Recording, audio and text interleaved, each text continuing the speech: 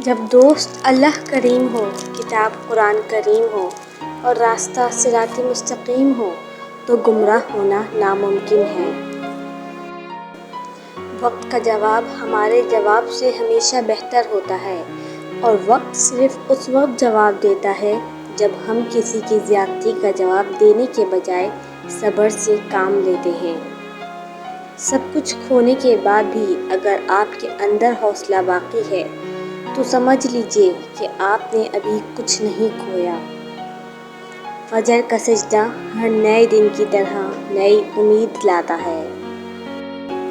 کچھ لوگوں کے لیے ہاتھ اٹھانے نہیں پڑتے، ان کے لیے تو دعا سیدھی دل سے نکلتی ہے۔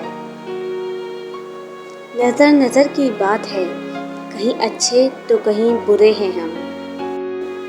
زبردستی کسی پر مسلط ہونے سے لاکھ بہتر ہے کہ اپنی ذات کے ٹوٹے ہوئے ٹکڑے اٹھائیں اور الگ ہو جائیں۔ اگر آپ نظر انداز کرنے کے عادی نہیں تو آپ بہت کچھ کھوئیں گے، سب سے پہلے اپنا سکون۔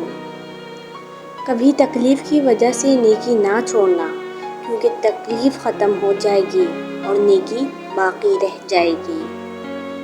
ہماری نیت کی پیمائش اس وقت ہوتی ہے جب ہم کسی ایسے شخص کے ساتھ بھلائی کریں جو ہم کو کچھ بھی نہیں دے سکتا۔ والد چاہے کتنا ہی بوڑھا ہو، گھر کا سب سے مضبوط ستون ہوتا ہے۔ کوئی پلٹ آئے تو اس کا ہاتھ تھام لینا چاہیے، اس کی امید نہیں توڑنی چاہیے۔ اللہ بھی تو یہی کرتا ہے۔ تہجد کا بلاوا فرش سے نہیں عرش سے آتا ہے۔ تہجد کا سجدہ اسے ہی نصیب ہوتا ہے جسے رب چاہتا ہے۔ ہر تکلیف سے انسان کا دل دکھتا بہت ہے، لیکن ہر تکلیف سے انسان سیکھتا بہت ہے۔ دنیا کی کوئی چیز اتنی شفاف نہیں جتنا شفاف وہ دل ہے جس پر اللہ کی محبت قابض ہے۔ 3 کام اللہ کو بہت پسند ہیں: ٹوٹے ہوئے دلوں کو جوڑنا، دل نہ چاہتے ہوئے بھی معاف کرنا، اور کسی کے گناہ پر پردہ کرنا۔ الحمدللہ کہنے کی عادت ڈالیں، اللہ شکر گزاروں کو بہت پسند کرتا ہے۔ خوش اخلاقی ایک ایسی خوشبو ہے جو میلوں دور سے محسوس کی جا سکتی ہے۔ انسان کو اختیار اور شعور دیا ہی اس لیے گیا ہے کہ وہ معرفت الہی تک پہنچ سکے۔